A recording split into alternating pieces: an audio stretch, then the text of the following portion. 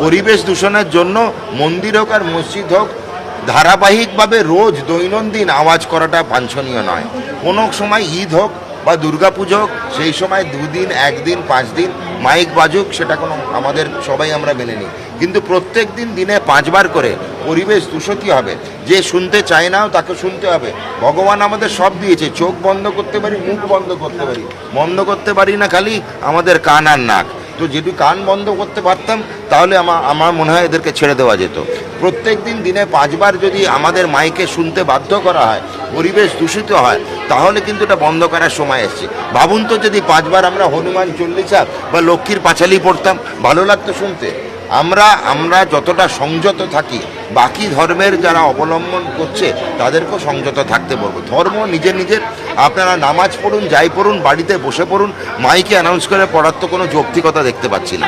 মসজিদের মাইক যখনই প্রশাসন থেকে বলবে খুলে দিতে হবে, প্রথম কথা আপনি ওই প্রশাসনকে শান্তভাবে ভদ্র ভাষায় বলুন যে আপনার কাছে কি নোটিশ আছে, কি রিপোর্ট আছে, সে লিখিত দেন। হাইকোর্ট থেকে দিয়েছে না সুপ্রিম কোর্ট থেকে দিয়েছে না কোথা থেকে দিয়েছে যে মাইক খুলে নিতে হবে, এর লিখিত দেন। দ্বিতীয় কথা, যদি লিখিত না দিতে ইচ্ছা করে আপনারা মাইক খুলবেন না, এটা বিরাট বড় চক্রান্ত। 3 নম্বর বিষয়, যদি প্রশাসন শক্তি প্রয়োগ করে, কেন অনেক জায়গায় দেখা যায় কিছু প্রশাসন আইনকেও অমান্য করে কাজ করছে, আমরা দেখেছি। তো সেই জায়গায় যদি শক্তি প্রয়োগ করে জোরপূর্বক বলপূর্বক যদি মাইক খুলতে চায়, আপনারা সেটাকে পুরো ভিডিও করুন, সেই ভিডিও আমাদের কাছে পৌঁছান। সংবিধান ও আইনের আওতায় সেই প্রশাসনকে আনা হবে, কেন সংবিধান ও আইনের ওপরে কেউ নয়। এবং পাশাপাশি এটাও বলবো, কোনো হিংসায় জড়াবেন না, আইনকে হাতে নেবেন না।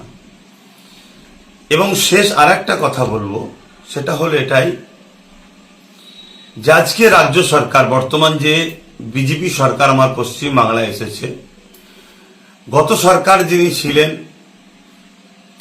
তেনাকে দেখে এই রাজ্য সরকারকে বলবো শিক্ষা নেওয়া উচিত। জুলুম কখনো টিকে থাকে না। জুলুম যদি করেন তাহলে 5টা বছর দেখতে দেখতে কেটে যাবে, দ্বিতীয়বার আপনাকে ঘুরে আর আসতে হবে বলে মনে হচ্ছে না। माइक तो खोला जाएगा ही।